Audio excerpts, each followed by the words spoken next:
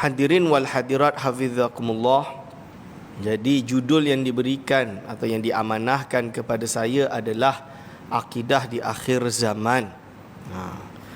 Jadi akidah di akhir zaman tu boleh rasa-rasa mungkin yang memberi judul ni dah merasa kita ni banyak pancaroba dah akhir zaman dah. Lebih kurang macam tu. Walau apa pun itu tuan-tuan dan puan-puan, kita kena faham akidah yang sahihah dulu. Kerana sama ada akhir zamankah, awal zamankah, pertengahan zamankah, semuanya tergantung kepada akidah yang kita miliki, apakah sahihkah atau tidak sahih. Ini yang jelas. Kerana penentu seseorang itu mendapat redha Allah Subhanahu wa taala bukan berada pada waktu bila dia hidup. Kita tahu bahawa ada hadis Nabi SAW bahawa baginda SAW bersabda, iaitu sebaik-baik umat ini adalah umatku yang berada di zaman baginda SAW, dipanggil dengan qarni, kurun aku, lalu kurun yang datang setelahnya, dan kurun yang datang setelahnya. Ulama sepakat ittifaq bahawa 3 kurun pertama Rasulullah SAW ini dipanggil kurun yang terpilih, akhyarul ummah. Jadi umat yang terpilih lah kita kata, di mana mereka sebaik-baik umat, sehingga ulama menyebutnya sebagai salafus soleh. Ulama-ulama sebagai as-salafus soleh. Dan direbut nama salafus soleh ni sampai hari ini semua nak ngaku salafus soleh. Padahal maksud salafus soleh ni adalah 3 kurun yang pertama. Maka orang yang tak hidup di 3 kurun yang pertama tak boleh membawa nama salafus soleh. Yang boleh bawa nama adalah khalafus soleh lah. Jangan jadi khalafut toleh. Ini yang bahaya. Toleh ni maksud dia evil lah basically. Tak betul lah. Soleh ni baik, toleh ni yang tak baik lah. Lebih kurang macam tu.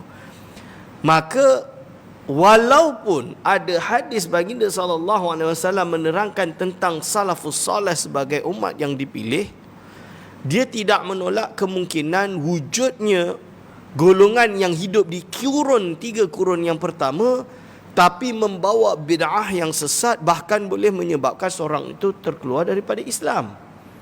Misalnya Musailamah Al-Kadzab. Musailamah Al-Kadzab ini datang setelah wafat baginda SAW, ketika para sahabat masih hidup. Ada seorang sahabat, iaitu Wahsy yang terkenal. Dia ni pembunuh Sayyidina Hamzah. Sayyidina Hamzah ni, pakcik baginda SAW yang paling disayangi ni, kan dibunuh, dimakan hatinya, kan, diambil hatinya, diberi kepada Hindun waktu dia belum mendapatkan hidayah. Setelah itu dia dapat hidayah, masuk Islam. Bila masuk Islam berarti kosong, kan, bersih. Basically dia tak bersalah lah. Dia diterima di dalam Islam. Walau bagaimanapun dia berazam untuk dapat berjihad fisabilillah, membunuh orang yang dapat setara lah lawan dia tu. Lebih kurang macam tu. Siapa ni yang paling jahat ni, yang paling kufur, ibarat dia macam tu. Dan Allah takdirkan dialah yang membunuh Musailamah Al-Kadzab. Kerana Musailamah Al-Kadzab ini dia mengaku menjadi nabi. Mengaku menjadi nabi, tuan-tuan. Sebab tu kita kena ada akidah yang sahihah. Kerana orang hari ini terutamanya, tak tahulah dah akhir zaman ke belum, tapi hari ini pun tak malu orang jahil nak ngaku sebagai nabi. Betul kan tidak ni? Kat Malaysia pun dah wujud. Tak payah jauh-jauh, kita tak pergi negeri lain. Negeri Selangor dah cukup. Kan? Yang mengaku jadi nabi, negeri Selangor, tuan-tuan. Ini. Dan kita kena tahu, la nabiyya ba'dah, tidak ada nabi lagi setelah baginda Nabi Muhammad sallallahu alaihi wasallam. Hadirin wal hadirat hafizakumullah. Berarti salaf, waktu zaman salafus soleh, kita panggil ni awal, zaman awal baginda lah kan, pun boleh ada Musailamah Al-Kadzab. Jadi it does not matter, tak kisah kurun berapa pun. Yang menentukan kita masuk sebagai ahli yang mendapat redha Allah SWT adalah berakidah dengan akidah sahihah. Menariknya tuan-tuan dan puan-puan, kalau kita merujuk sejarah, memang zaman baginda Nabi Muhammad SAW is perfect. But kita juga iktiraf, apabila ada masalah akidah, fiqh, tasawuf, baginda SAW dirujuk langsung oleh para sahabat. Tanya, ya Rasulullah, macam ni. Baginda jawab secara langsung.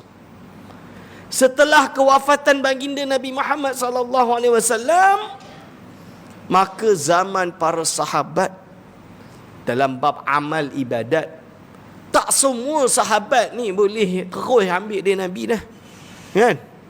Masih ada para sahabat ini bermusyawarah, tanya, fas'alu ahla dzikri in kuntum la ta'lamun. Ini nyata dalam sejarah. Sahabat tu tak cukup bukti ke tuan-tuan? Kita tahu Aisyah radhiyallahu anha, Sayyidina Abu Bakar Siddiq, Sayyidina Umar, Sayyidina Osman, Sayyidina Ali, Zaid bin Sabit, yang kan terkenal pakar dalam ilmu faraid, sehingga Rasul SAW bersyahadah, menyaksikan bahawa kalau kau nak ambil ilmu ni, kau ambil dari dia. Ini contoh dia dalam ilmu faraid. Faraid ni waris lah. Waris. Kita hidup di Malaysia ni dah jadi tasahul bab waris. Bila tengah hidup ni biasa, bila dah wafat je bagi-bagi macam sepakat-sepakat. Yang paling tua rasa, saya berhak dapat rumah yang besar. Yang ni entah ni dapat ini je lah. Contoh dia. Padahal tak boleh macam tu. Faraid ni benda yang pasti. Faraid, sebab tu nama dia fardun, faraid. Benda-benda yang di ashabil furud kan. Maksudnya yang memilikinya itu pasti. Berapa-berapa. Kecuali dah tahu saya dapat 1/8 contoh dia. Misalan dia kan. Zaujah ni dapat 1/8 misalannya. Tapi kerana anak saya ni yelah, saya ni dah tua, tak lama dah pun kan. Saya serahkan hak saya kepada anak saya. Itu baru boleh kan? Tapi kita hari ini biasa tasahul, lepas tu gaduh kan. Gaduh kecari gaduh sebab harta waris.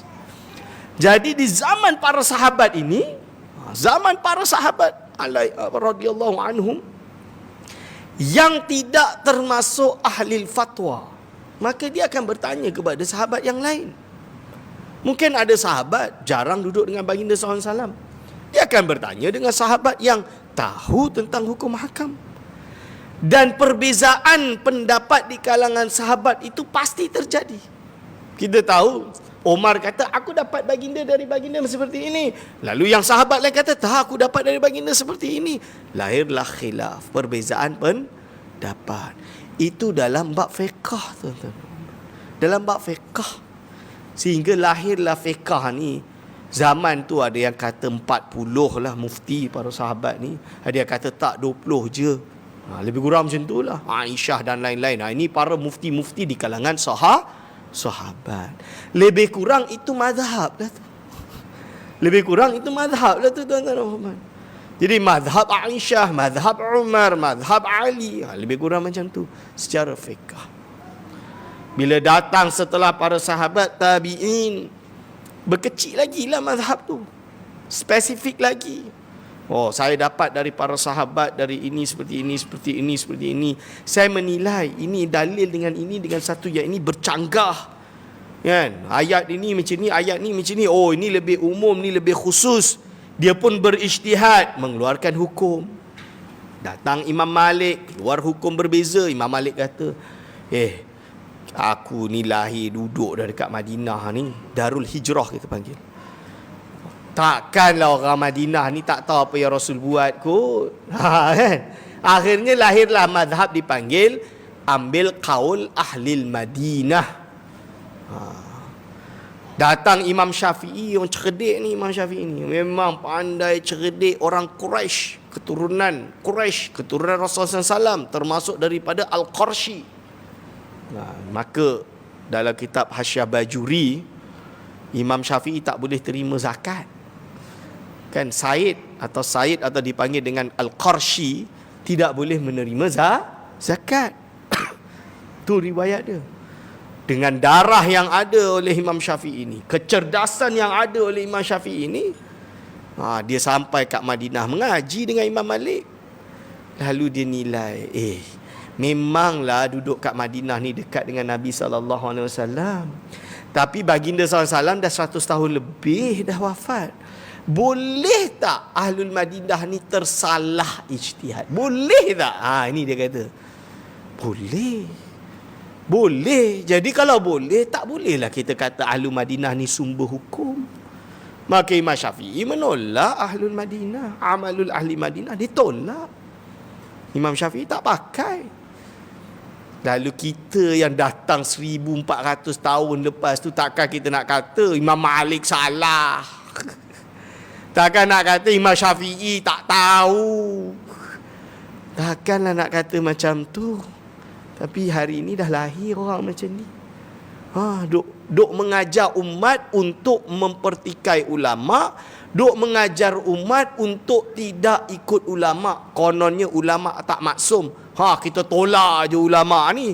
Kita nak ikut Nabi Muhammad sallallahu alaihi wasallam dengan nak ikut hanya Quran dan sunnah. Baca Quran pun salah. Orang awam baca Quran pun tak reti, Arab tak reti. Hafizahullah sebut hafizullah, apa kehenya? Boleh tergamak nak mencaci maki ulama. Ini hadirin wal hadirat hafizakumullah.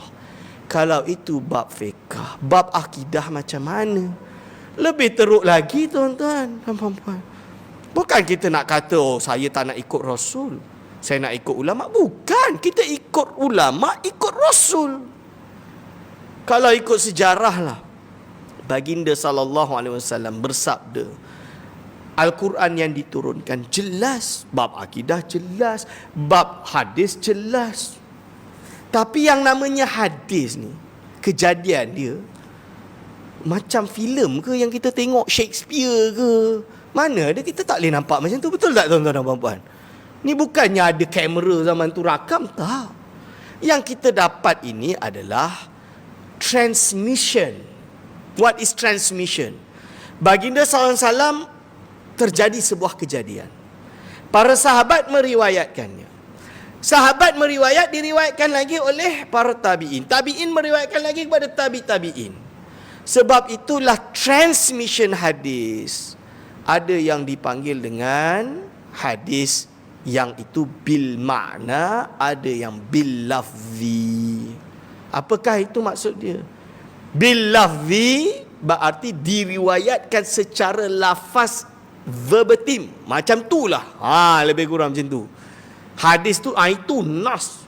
Dah macam tu, tak ada yang lain dah. Ada yang kata bil makna, ada hadis yang diriwayatkan bil makna. Kenapa bil makna? Maksud dia tuan-tuan dan puan-puan, orang duk khabarkan apa yang dia nampak ni kadang-kadang tak adalah exactly, tapi lebih kurang macam tu lah. Okey, Dr. Aiman riwayat contoh dia, bukan hadis lah, kisah je. Kisah pada malam yang mulia ini, Dr. Aiman duduk kat depan, dia pakai jubah hitam. Koma pun cerita kat orang yang datang kat luar sana, tak dengar, dia tak nampak. Dr. Aiman pakai jubah hitam. Dalam otak dia jubah hitam macam jubah baju jubah betul-betul lah. Sekali ada orang lain pula riwayatkan, tak, Dr. Aiman pakai jubah hitam yang berlubang-lubang.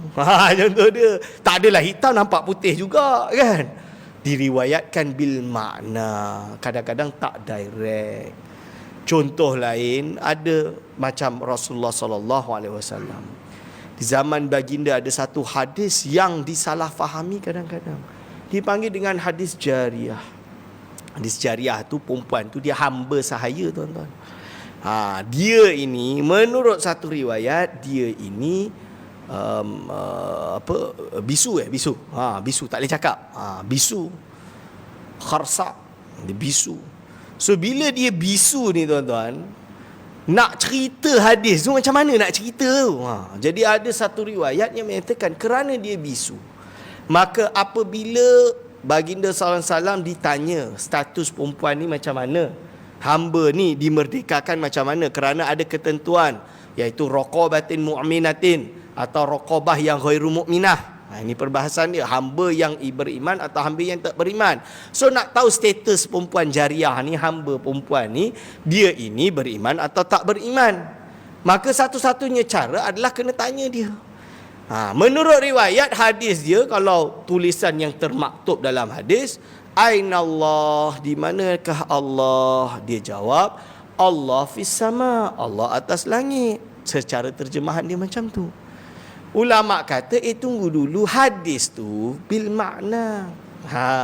Tak diriwayatkan verbatim, tak seperti exactly macam tu.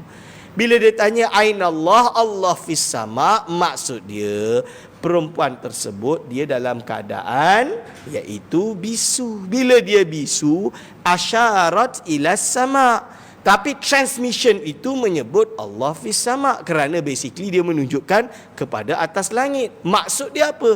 Bukan dia nak tetapkan, Rasulullah SAW menetapkan Allah itu bertempat di atas langit, bukan. Akan tapi nak kata bahawa sesungguhnya hamba tersebut, kalau dia bukan Islam, bila ditanya di manakah Allah, dia akan tunjuk ke berhala. Betul ke tidak, tuan-tuan dan puan-puan? Tentulah dia akan tunjuk dekat berhala-berhala tu, tapi dia tak tunjuk dekat berhala, dia justru tunjuk ke atas langit. Maksud dia menunjukkan keagungan Allah SWT, bukanlah kat berhala-berhala tersebut. Bukan nak kata Allah tu duduk dekat atas langit, bukan. Tapi nak menetapkan keagungan Allah Subhanahu wa Ta'ala. Ini dia, tuan-tuan dan puan-puan. Tapi kerana disebabkan oleh hadis yang seperti itu, dan banyak lagi nas-nas yang orang mungkin salah faham apabila ditransmit datang setelahnya. Maksudnya bila kita transmit, kan, kita pindahkan riwayat tersebut, kadang-kadang ada orang tersalah faham, kan, tuan-tuan dan puan-puan. Ada yang ni, ada yang macam-macam. Oleh sebab itu we need a guidance. Kan? Kita perlu bantuan, kita perlu petunjuk, kita perlu kepada perbahasan ulama. Dan sebab itulah kita ikut ulama.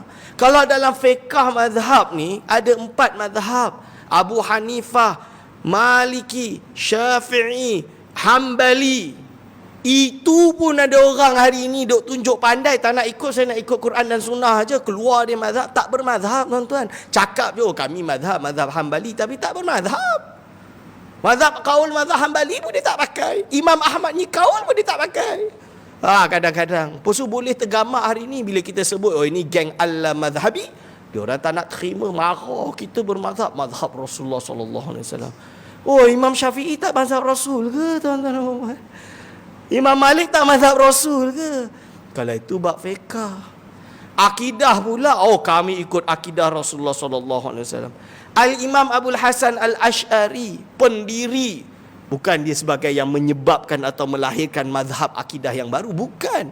Dia meneruskan apa yang dibawa oleh Rasulullah SAW, yang dibawakan oleh para sahabat, yang turun-temurun sampai kepada tabi'in dan tabi'in, sampailah kepada Abul Hasan Al-Ash'ari, keturunan Abu Musa Al-Ash'ari, tuan-tuan dan puan-puan. Dan diiktiraf, diijma'kan oleh umat.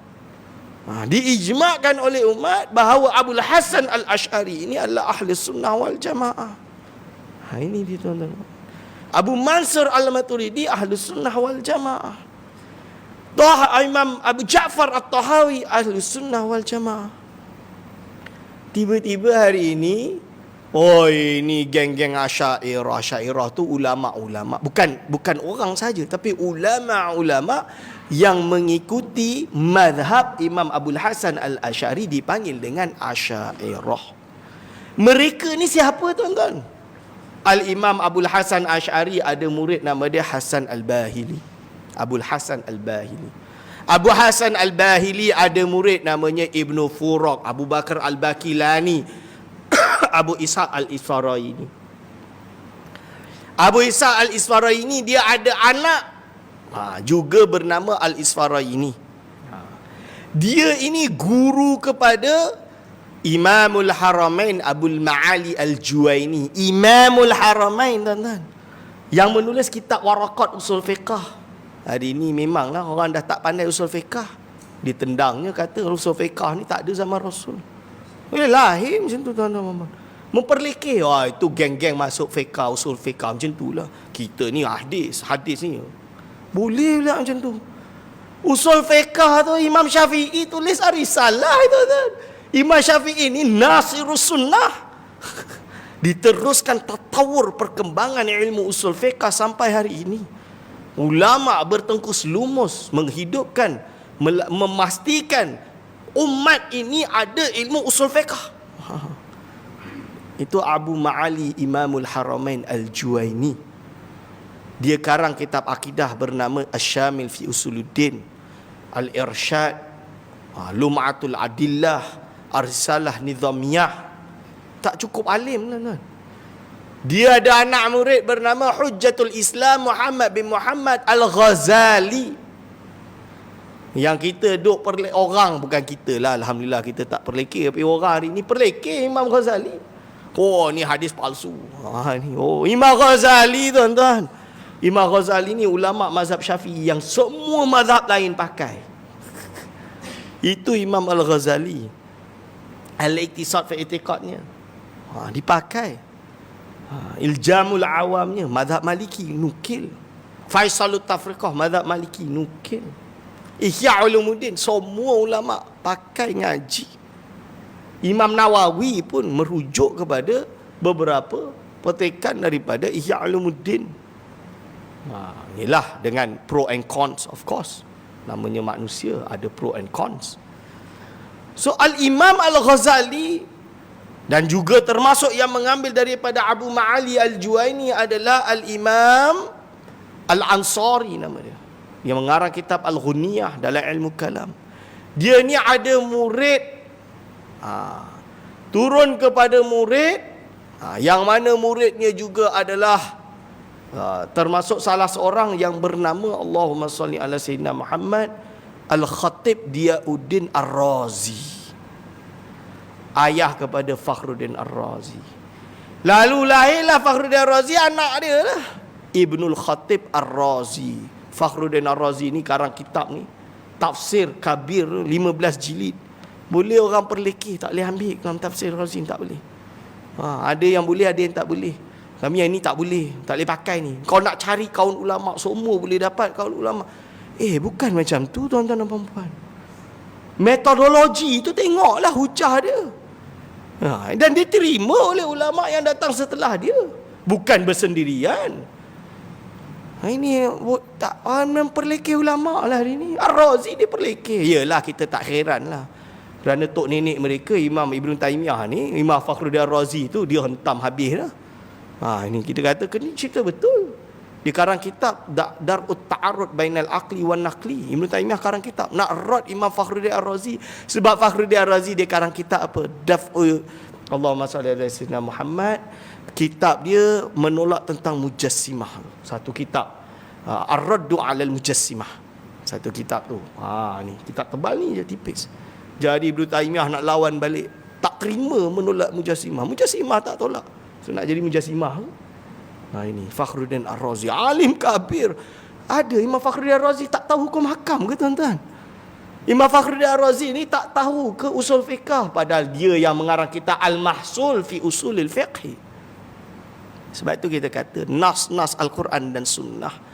Sebagaimana hebat kita tahu rawi ni dhaif, rawi ni tak dhaif, muttasil tak muttasil, hadis derajat dia hasan, hasan li ghairihi, sahih. Kita tahu semacam mana pun, kalau kita tak ada usul fiqh, macam ni kita nak faham fiqh dia? Ini yang ulama kata kena tahu. Kena tahu, kena ada ilmu usul fiqh untuk istinbat hukum. Hari ni istinbat hukum pun dah tak. Sebab apa tak istinbat hukum? Simple je. Tak ada hadis sahih, tak jelas, okey, bid'ah. Kullu bid'atin dalalah wa kullu dalalatin finnar. Susahlah macam tu, tuan-tuan. Jadi orang awam semua jadi mujtahid, tak payah hafal hadis lah. Hafal satu hadis je. Kullu bid'atin dalalah wa kullu dalalatin finnar. Khalas. Tanya ada hadis, tak ada hadis, kullu bid'atin dalalah, habis. Semua jadi mujtahid. Tuan-tuan dan puan-puan, ni ulama ni dalam bab akidah ni, Fakhruddin Ar-Razi, dia ada murid terus turun sampai kepada Imam As-Sanusi, sampai kepada Al-Imam. Ni kalau kita nak tahu silsilah ilmu dia ni, termasuk ulama hebat di dalam ahli sunnah wal jamaah, Izzuddin bin Abdissalam, Sultanul Ulama Izzuddin bin Abdissalam. Dia yang kata bid'ah ada 5. Ada bid'ah yang wajib. Bid'ah yang wajib ada, bukan tak ada. Tuan-tuan dan puan-puan, Quran kalau kita ni tak mushaf kan, tak cetak Al-Quran, takut-takut nanti umat ni dah tak ada yang hafal Quran. Betul ke tidak? Jadi zaman sahabat tu tadwinul Quran, kodifikasi Quran tu dianggap bid'ah wajib. Rasul tak buat. Tapi sahabat kata kena. Ini dia tuan-tuan dan puan-puan. Sayyidina Umar bin Khattab, dia kata Rasulullah SAW tak solat tarawih kat masjid ni, tak buat. Paling kat rumah 8 rakaat je, kan? Lepas tu dia pergi buat 20. Sayyidina Umar buat 20. Sayyidina Umar bin Khattab. Tu dia kata inilah bid'ah yang paling nikmat. Ni'matul bid'atil hadhi. Ini dia. Sayyidina Umar pun nak kata ke hari ni Sayyidina Umar tu ahlu bid'ah. Tapi benar. Kawan saya Dr. Syuhada, dia pergi umrah. Dia dengar Syekh Arab tu cakap, kalau inilah Umar ni salah ni. Dia pergi tunjuk kat makam Sayyidina Umar, ni Umar ni salah ni. Kalau Umar tak buat, orang tak buatlah bid'ah ni. Dia boleh buat macam tu. Sayyidina Umar ditunjuk macam tu. Boleh pula kita nak biarkan orang macam ni. Janganlah cakap, saya ikut Rasul, tak ikut ulama. Bukan macam tu. Ulama ikut ulama ni ikut Rasul lah SAW. Ini dia. Maka dalam akidah Asy'ariyah ni ulama besar. Izzuddin bin Abdissalam Asy'ariyah, Imam Nawawi Asy'ariyah, Imam As-Subki bapa dan anak Asy'ariyah, tuan-tuan dan puan-puan. Syekhul Islam Zakaria Al-Ansari mengarang kitab Fathul Wahhab Asy'ariyah. Fiqh akidah dia Asy'ari, fiqh dia Syafi'i, tasawuf dia Syadzili, tariqah Syadziliyah, Abul Hasan Asy-Syadzili, yang juga diiktiraf oleh ulama Abu Imam Tajuddin As-Subki dan lain-lain dalam kitab memuji Imam Abu Hasan Asy-Syadzili. Tiba-tiba hari ni dia orang kata ini geng tarikat ni ahlu bid'ah. Boleh pula tuan-tuan. Ini saya sebut akidah Asy'ariyah ini sadatul ummah. Bukti dia Al-Imam Ibn Ashir dari Yunsi Al-Qarawiyyin, dia sebut dalam kitab dia Fil Aqdil Asy'ari wa Fiqhil Maliki wa Fit Tariqil Junaidi As-Saliki. Kerana dia mazhab Maliki, disebutlah fikih Maliki. Kita akidah Asy'ariyah, fiqh kita Syafi'i, tasawuf kita Imam Junaidi dan Imam Ghazali. Kerana Imam Junaid dan Imam Ghazali ini sama. Ini sama tuan-tuan dan puan-puan. Jadi jangan cakap ilmu tasawuf ni tak ada pula. Ilmu tasawuf ni dah ada. Imam Abu Talib Al-Makki, Abu As-Siraj At-Tusi, siapa lagi, Abul Qasim Al-Kushairi, Imam Al-Ghazali. Ini semua meriwayatkan kaul Imam Junaid Abul Qasim Al-Junaidi. Bahkan Imam Abul Qasim Al-Junaidi masih ada risalah-risalah akidah dan tasawuf dia yang sampai pada hari ini masih berbicara tentang al-fana wal baqa, ada tersemat dalam kitab tersebut. Jangan pula hari ini kita menafikan fana dan baqa. Ini mazhab Imam Junaid. Bukan tak ada, ada. Asy'ariyah. Tapi tuan-tuan dan puan-puan, hari ini kita diuji oleh dua aliran yang sangat bahaya. Satu yang dipanggil dengan golongan aqlaniyah, rationalism terlebih, atau dikenal pada hari ini kalau dekat negeri Selangor ni golongan liberal lah nak kata. Liberal ni pun dia pakai logik juga kan. Dan dia pakai sentimen hak asasi manusia. Dia perjuangkan perkara-perkara yang bersifat apa? Ini persamaan, kebebasan, mengizinkan orang untuk murtad sebebas-bebasnya, mengizinkan orang untuk mula meruntuhkan dasar-dasar syariat dan akidah. Ini bahaya. Cara mereka bermain samalah. Pakai sains moden, pakai konsep musawah persamaan, human rights dan lain-lain. Sehingga menyebabkan seolah-olah akidah ahli sunnah wal jamaah ni dah tak relevan. Yang relevan ini apa? Kebebasan. Ini kebebasan. Akidah ni diibaratkan syarak ni dah bukan, tidak ada qimah, dah tak ikut zaman dah. Dah kuno. Maka dari sini lahirlah golongan ingkarus sunnah. Kan? Yang dah tak percaya dah, hadis Nabi tak boleh pakai. Akhirnya lahir macam tu, tuan-tuan. Jangankan sampai macam tu, tuan-tuan. Hukum syarak tu dirombak habisnya. Tasawuf tu ditolaknya semua. Orang dah tak payah dah bermazhab, dah tak payah akidah ni, dah tak payah belajar dari ulama. Ulama ni dicaci makinya, jumud. Betul ke tidak? Itu golongan liberal. Lahir golongan lagi satu pula yang dipanggil dengan literalis. Literalis juga macam golongan yang satu. Ini dua saudara kita yang bergaduhlah sesama mereka. Tapi dalam beberapa hal jadi kawan baik. Shake hand. Bukan shake hand biasa. Shake hand tu biasa lah. Boleh memiliki suatu idea yang sama, tuan-tuan dan puan-puan. Geng yang satu ni, literalis ni samalah. Dia memakai konsep falasi. Falasi dia macam mana? Simple lah dia kata. Tuan Datuk Tan Sri ke kan? Tan Sri nak bagi tahu ni, tanya ni. Kira-kira Rasulullah SAW bersabda di khutbah terakhir, aku tinggalkan engkau dua perkara, Al-Quran dan Sunnah. Maka kalau kau pegang pada dia, kau tidak akan sesat. Lalu kita hari ni nak ikut cakap ulama ke nak pegang Al-Quran dan Sunnah? Ini hadis Nabi ni. Oh, nak ikut Rasulullah SAW lah. Jangan dengar cakap ulama. Betul tak? Fallacy. Padahal macamlah ulama tu tak tahu hadis tu. Akhirnya apa? Mengarutlah. Benda yang sabit pun akhirnya dia akan tolak. Kalau nak cakap cerita zaman dulu tak payah cakap, tuan-tuan. Dulu, hari ni dia tak berani dah nak sebut benda tu. Tapi dulu sebut, tuan-tuan. Duk kunut subuh, mazhab Syafi'i kunut subuh, ada hadis sahih. Imam Nawawi kata sahih. Dema kata tak, hadis ni hadis tak sahih. Hadis palsu ke, hadis lemah ke, tolak. Saya ingat lagi dulu saya pernah lah duk sekolah, masuk kat sekolah madrasah geng literasi ni, literalis ni. Sebelum saya pergi Indonesia, pondok tu saya pergi. Dan memang dia mengajar kat saya, tak boleh kunut, bid'ah. Dia ajar bid'ah, kunut tu bid'ah, tuan-tuan. Tak boleh tipu lah. Hari ni dia kata itu benda khilaf je, Syekh. Tak apa. Depan kita, depan orang autoriti dia kata lah macam tu. Belakang-belakang dengan dia, oh jangan, bid'ah.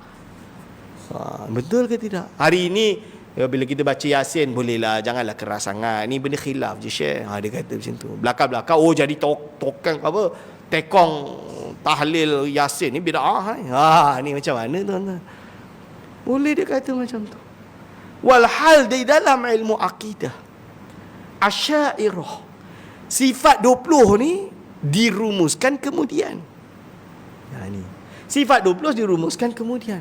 Bukan berarti sifat 20 tu tak ada Al-Quran dan Sunnah. Bukan. Dasar Al-Quran dan Sunnah bagi sifat 20 tu semua ada. Allah wujud, jelaslah. Afillahi syakkun, Kul huwallahu ahad, tak jelas ke? Qidam wal awal wal akhir. Allah SWT awal dan yang akhir. Awal bila ibtidaiyah, wal akhiru bila nihayah. Baqa, yalah baqa, Allah baqi, al-baqi nama ni jelas, kekal, takkan sirna. Qiyamuhu binafsihi, Allah SWT ni berhajat ke kepada makhluk? Berhajat ke kepada mahal? Berhajat ke kepada sesuatu? Perlu kepada mukhasis yang menentukan nasib dia ke? Tidaklah. Laisa kamislihi syai'un, dalil kepada mukhalafatuhu lil hawadis. Demo tak boleh. Tetap kena kata Allah kena ada tangan. Tangan dengan makna anggota, cuma tak tahu bentuk dia macam mana. Itu dah mujassimah, tuan-tuan. Betul ke tidak? Ni akidah. Oh, dia kata ini Rasul yang sabda, Quran yang telah sampai kepada kita. Tak boleh takwil, tak boleh. Tapi bila yang lain, jidaru yuridu ayyanqudha. Dalam bahasa Arab, dalam Quran, jidar tu dinding. Yuridu ayyanqudha, nak jatuh. Orang Melayu bila baca pun faham lah. Yuridu ayyanqudha tu nak jatuh, ni dah dekat nak jatuh lah maksud dia. Bahasa Arab memang tu makna dia. Boleh pula ditakwil. Oh, tu bukan ayat sifat. Macam mana tu? Ini contoh dia, tuan-tuan dan puan-puan. Jadi hadirin wal hadirat hafizakumullah, sifat 20 yang diajarkan oleh Imam Sanusi sampai kepada kita tu, bukannya tak ada Al-Quran dan Sunnah. Ada. Sumber dia jelas ada. Bukalah dalam kitab-kitab sifat 20. Kalau buka kitab sifat 20 yang koci tu, memanglah tak ada, tuan-tuan. Janganlah buka yang koci tu. Bukalah yang besar, yang tebal, syarah kepada Ummul Barahin, kitab Jauharut Tauhid dan syarah-syarahnya, dan kitab-kitab lain. Dia sebut. Bukan senang macam tu banyak. Oh, tak payah Ustaz, saya nak kembali Al-Quran dan Sunnah yang mudah-mudah. Macam mana tuan-tuan nak baca? Yadullahi fawqa aydihim. Saya tak tahu bahasa Arab Ustaz. Yadun tu maksud dia apa? Tangan. Oh, teruslah difikir dia orang yang tak tahu bahasa Arab tu, tangan. Oh, Allah ada tangan, anggota lah. Kalau dia tak bayangkan macam ni pun, dia bayangkan ada anggota lah minimal. Bahaya, rosak agama ni, tuan-tuan dan puan-puan. Ini contoh dia. Sebab itu kita perlu kepada bantuan ulama, guidance. Kita perlu guide, kita perlu petunjuk, kita perlu kepada SOP, kita perlu kepada ilmu. Sebab itu kita baca kitab ulama. Azan. Bismillahirrahmanirrahim. Jadi seluruh diskurs dalam akidah Asy'ariyah, akidah Sadatul Ummah, yang dibawa oleh ulama-ulama besar. Alam Melayu ni tak payah cakap lah. Jangan alam Melayu je, pergi ke Maghribi lah. Maghribi itu Islam masuk ni kurun pertama, tuan-tuan dan puan-puan. Mereka itu semuanya adalah Asy'ariyah, majoriti lah hari ni. Still majority. Kita dekat Nusantara ni pun majoritinya Asy'ariyah. Kecuali seorang dua lah yang degil. Ni. So, apakah tidak berpandukan kepada Al-Quran dan Sunnah? Ya, pasti berpandukan kepada Al-Quran dan Sunnah. Ini. Jadi jangan guna falasi. Atau kita tak boleh nak larang dia. Namanya orang falasi ni, tetaplah guna falasi kan. Ibarat dia orang ni semua nak ngaku dia betul. Cuma nak peringatkan kepada orang awam lah, jangan mudah tertipu. Sebab apa? Saya bagi contoh. Imam Subki sebut, dia panggil kias safsati. Kias tu analogi yang safsati. Safsati ini adalah yang falsi lah, yang tak betul. Saya bagi contoh. Bila kita kata semua kuda berdengus, bunyi macam tu kan, betul tak? Kuda nama dia mesti dia bunyi whining, bahasa Inggeris dia. Lepas tu ada gambar kuda. Dia katalah, ini kuda. Kan? Dia kata, ini kuda. Betul lah, ini kuda tak? Kuda. Maka ini berdengus, whining. Betul ke tak betul lah? Salah kan? Sebab apa? Memanglah kuda ni berdengus. Tapi ini bukannya kuda, ini gambar kuda. Bila dia sebut ini kuda, kind of true lah, betul lah. Kind of. Tapi bila natijah tu dia kiaskan tu, iaitu premis minor, premis mayor, lupa dia orang tolak kias. Dia orang tak terima kias. Tapi betul lah, premis minor, premis mayor gabung, dia buat kesimpulan dia salah kaprah lah. Takkan gambar kuda nak berdengus kot. Samalah macam tu. Quran Sunnah, kita ikut Quran Sunnah. Betul. Ulama, itu ulama, bukan Quran Sunnah. Maka siapa ikut tu tak ikut Quran Sunnah lah. Ini pun sama. Nama dia falasi. Macamlah ulama tu tak ikut Al-Quran dan Sunnah, tuan-tuan dan puan-puan. Ini. Jadi kita ustaz nak tahu sandaran hukum. Saya nak tahulah hujah dalil dia. Bukan tak ada dalil, ada dalil. Dibawakan dalil, disebutkan dalil. Itu dalil ustaz, tak sesuai tu, saya rasa tak logik ustaz, saya rojehkan pendapat ni. Itu pendapat ulama tu. Saya ikut Quran Sunnah, saya tak ikut ulama tu. Ulama tu bawa dalil, tu ulama tu yang kata. Saya tak, Rasul tak kata macam tu. Ini susah, falasi. Hari akhirat ni macam ni lah. Akidah hari akhirat, falasi. Akhirnya mulalah mencaci maki ulama, mengajak orang awam mengambil nas Al-Quran dan hadis secara literal, sehingga kan punah ranah akidah umat Islam. Kecil-kecil tak tahu hukum. Di manakah Allah? Allah atas langit. Akhirnya budak tu pun duk bayang Tuhan ni ada duduk sila, duduk kat atas langit tu, bertinggi kat atas langit. Nauzubillah min zalik. Tu rosak akidah tuan-tuan. Budak kecil diajarkan. Orang ajar minimum tu ajarlah qul huwallahu ahad, Allahus samad, lam yalid wa lam yulad wa lam yakul lahu kufuwan ahad. Wa lam yakul lahu kufuwan ahad tu apa? Maksud Allah ni tak samalah dengan makhluk, tuan-tuan dan puan-puan. So Allah ni kat mana? Jangan cakap Allah atas langit. Tak. Allah ini tak perlu kepada tempat. Takkan Allah ni mengisi ruang. Takkan Allah ni perlu kepada tempat. Kena terangkan akidah yang betul. Lalu Al-Quran ini benar. Tapi nak faham, dia kena kefahaman yang benar. Kalau ikut literal, susahlah. Yadullahi fawqa aydihim. Allah ada tangan. Tangan macam mana? Tangan macam ni. Dia percaya Tuhan ada tangan ni. Dia lukis Tuhan. Macam dia. Kufur tuan-tuan kalau jadi macam tu. Betul ke tidak? So kena ajar dengan akidah yang betul. Lepas tu nak ajar akidah, kecil-kecil dah diajarkan. Jangan ikut ulama tu, nanti syirik. Ikut ulama tu, ini budak kecil diajarkannya duk caci maki ulama. Ini dia tuan-tuan dan puan. Kita kena ajar akidah yang betul. Maka saya tidak heran sebenarnya, hadis sahih Rasulullah SAW bersabda, Bada'al Islamu ghariban wa sayaudu ghariban tuba lil ghuraba. Ini hadis sahih. Islam datang di zaman Rasulullah SAW sebagai ghariban, pelik. Orang-orang anggap pelik. Wa sayaudu ghariban, dan dia akan kembali di akhirat nanti. Akidah akhirat ni, akidah di akhir zaman ni, ghariban. Fatuba lil ghuraba. Bahagialah orang-orang yang gharib. Gharib tu maksud dia nampak macam pelik sikit lah. Lebih kurang macam tu.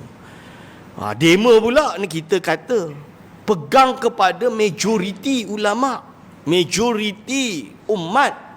Majoriti umat menurut kajian Jordan, 19% of Muslim is either Asy'ariyah or Maturidiyah, which is Ahli Sunnah wal Jamaah. Syiah is less than 5 or 3%. Salafism is only less than 10%, less than 5-6%. Ini disebut dalam buku The 500 most influential Muslim in the world. Boleh sebut, baca buku tu free, download je PDF. Tuan-tuan dan puan-puan, tengok siapa tokoh-tokoh yang diangkat, yang dijulang tinggi. Lihat tokoh-tokoh tersebut. Siapa yang berjasa mengislamkan umat Islam di seluruh dunia ni, berapa banyak yang berjuangkan. Lepas tu dia orang pakai fallacy. Kita ni ikut Quran Sunnah. Bila kita kata ikut majoriti umat, dia keluarkan hadis tu, dia kata kami ni ghuraba lah, minoriti, sebab kami ni ghuraba. Ghuraba ni minoriti lah dia. Ulama tak faham hadis macam tu.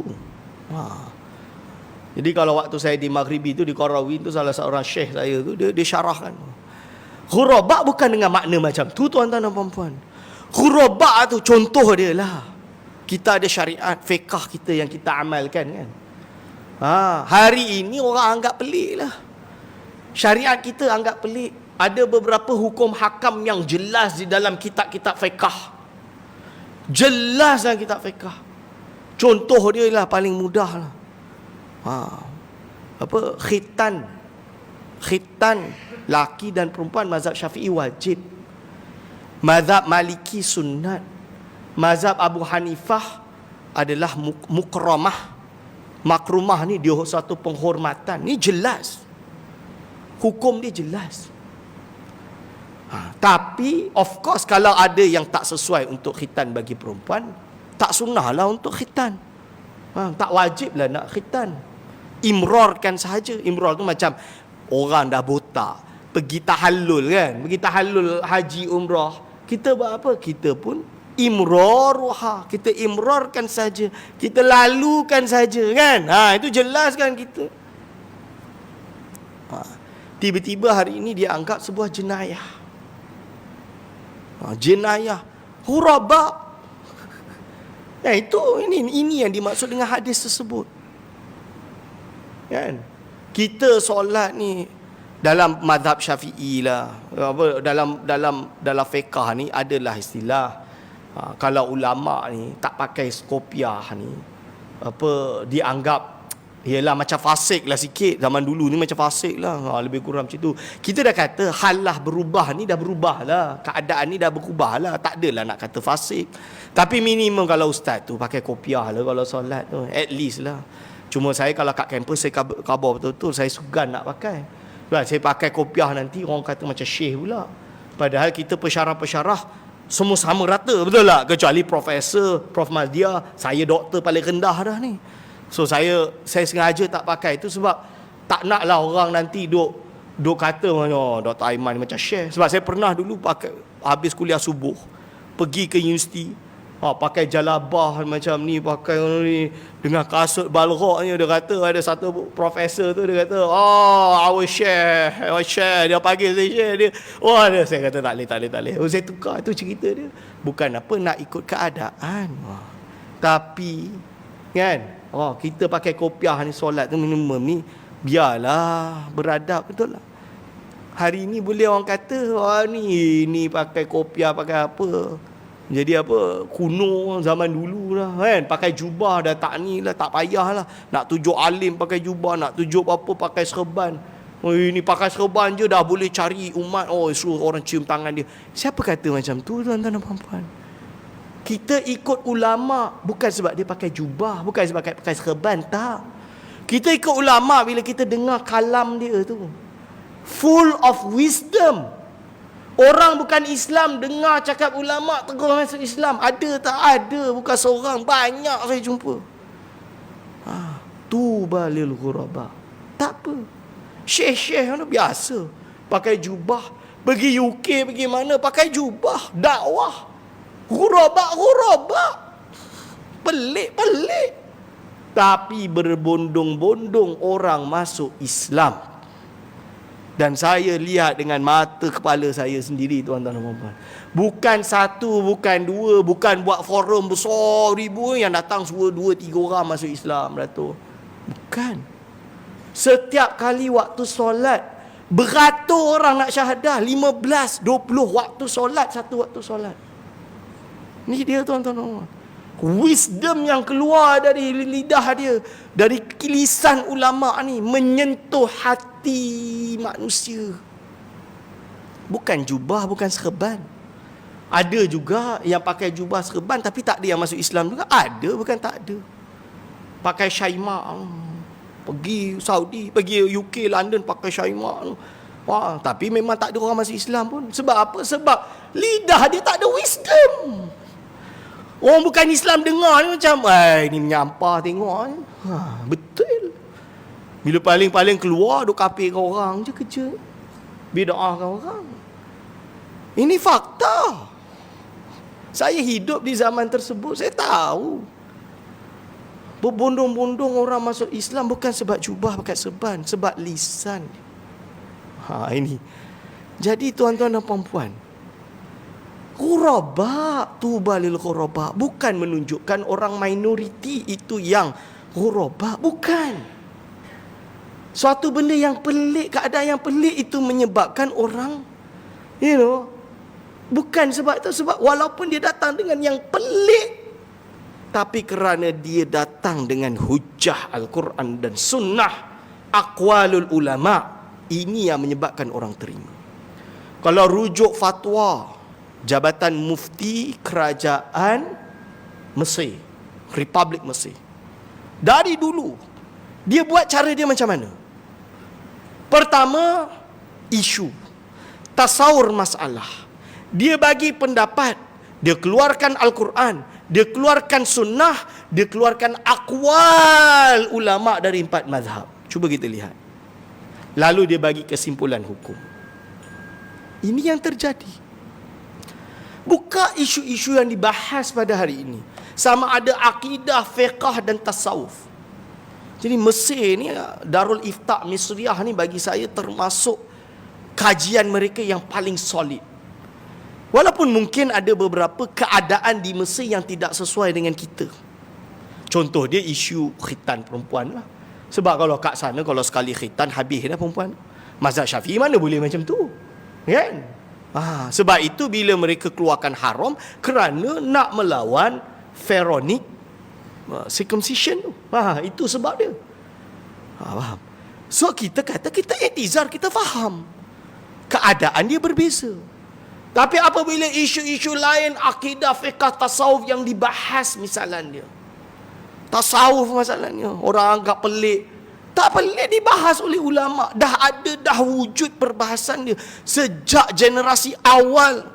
Ulama yang besar, Imam Fakhruddin Ar-Razi, Imam Al-Ghazali, Ahmad Al-Ghazali, diteruskan sampai yang datang setelahnya, Abul Hasan Asy-Syadzili, diamalkan oleh Imam As-Subki, anak kepada Imam As-Subki, diamalkan oleh Syekhul Islam Zakaria Al-Ansari, diteruskan kepada ulama tu sampailah kepada ulama-ulama alam Melayu. Wali Songo pun amalkan habis, kan? Tiba-tiba hari ini, buat apa nak amalkan ni? Kita amal Rasul lah, tak perlukan amal semua ulama-ulama ni. Ingat, wirid-wirid yang diamalkan oleh golongan sufi ni tak ada sandaran Quran Sunnah ke tuan-tuan dan puan-puan? Imam Al-Haddad, Sultan Ratib Haddad, itu semua dari Al-Quran, hadis dan sunnah. Diamalkan, dibaca. Hanya sebab dengar Ratib Al-Haddad, ini bukan sunnah. Hanya sebab Hizib Bahar Imam Abu Hasan Syadzili, ini bukan sunnah. Hanya sebab Hizib Nasr Imam Abu Hasan Asy-Syadzili, ini bukan sunnah. Yang sunnah apa? Kalau nama dia Ma'thurat, itu sunnah. Dia tak tahu ke Hasan Syekh Asy-Syahid Hasan Al-Banna susun Al-Ma'thurat itu pun datang daripada wazifah Zarruqiyah. Imam Ahmad Zarruq dia susun wazifah. Orang namakan wazifah Zarruqiyah. Sebab nama dia wazifah Zarruqiyah, bukan Quran dan sunnah. Ma'thurat itu Quran sunnah. Padahal Ma'thurat itu datang daripada wazifah Zarruqiyah. Ini fakta tuan-tuan dan puan-puan. Ini fallacy. Ghuraba lah jadinya. So akidah kita di akhir zaman ghuraba, tak ada masalah. Yang penting kita ikut majoriti ulama atau tidak, itu yang penting. Ada sandaran, ada. Kalau tak tahu, tanya. Kita khabar lah. Orang awam memanglah dia tak tahu. Kita khabar. Ini Quran dia, ini sunnah dia, ini istidlal dia. Okey. Dah ada sandaran. Sebab itu Hizib Bahar Abu Hasan Syadzili, Imam Ahmad Zarruq. Ahmad Zarruq ni ulama hebat ni. Dia syarahkan mana Al-Quran dia, mana sunnah dia, mana dalil dia, disebut kat situ. Bukanlah tak ada sandaran, ada sandaran. Kecuali kita nak jadi pencaci maki ulama. Datanglah hari ini, berapa ulama ni tak maksum, tak payah pakai. Kita pakai Al-Quran dan hadis. Lepas tu walaupun sabit daripada Quran dan sunnah pun, dia akan caci maki amalan tersebut. Hanya sebab kejahilan orang-orang yang seperti ini. Hadirin wal hadirat hafizakumullah. Jadi insya-Allah waktu pun dah malam. Saya iktifakkan pengajian saya sampai ini. Segala salah silap saya mohon maaf sebesar-besarnya.